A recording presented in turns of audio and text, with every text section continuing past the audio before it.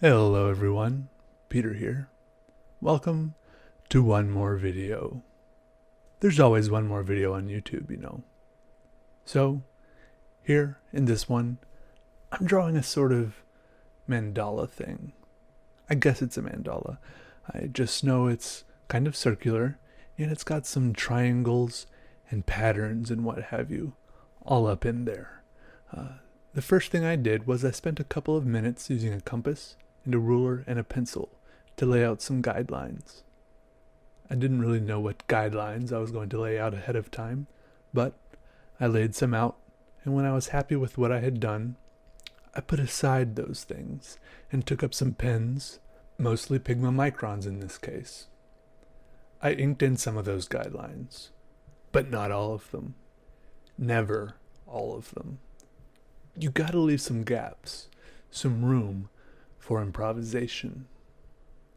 And so shortly thereafter, the improvisation began to take place. I drew very, very slowly. It was like a relaxing adventure that I didn't have to leave the comfort of my room for. I drew this on Canson Pro Layout marker paper, for those who would care to know, and with Pigma Micron pens, as I just mentioned.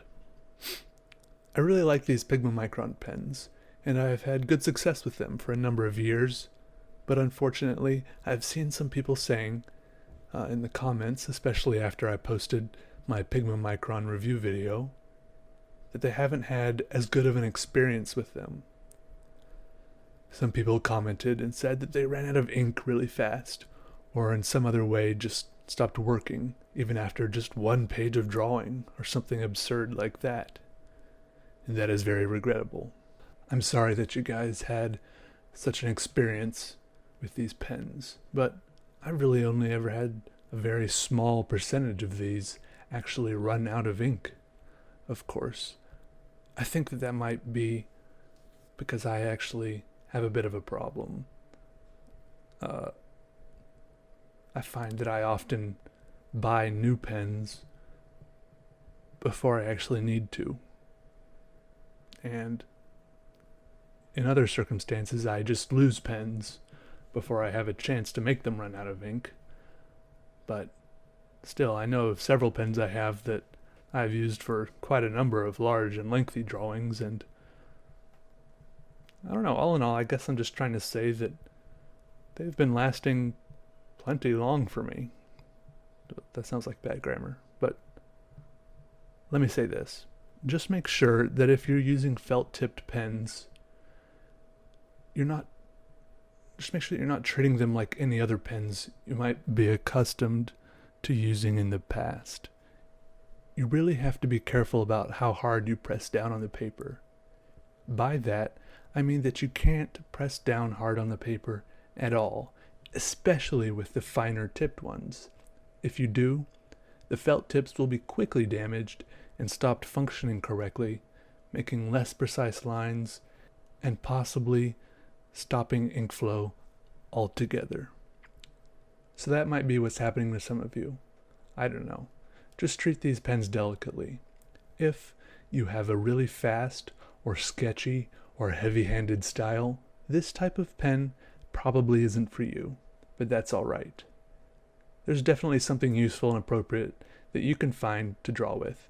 Remember, there's always the pencil, that great bulwark of the art world. You can't go wrong with the pencil.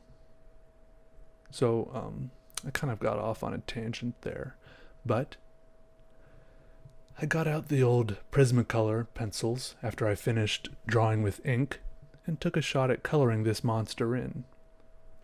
I'm pretty happy with how it turned out. Of course, thanks to all the tiny details, I had to keep a pencil sharpener nearby, constantly touching up the tips, keeping them crisp and pointy. If you've seen many of my videos at all, you've probably gathered that I don't usually color my drawings.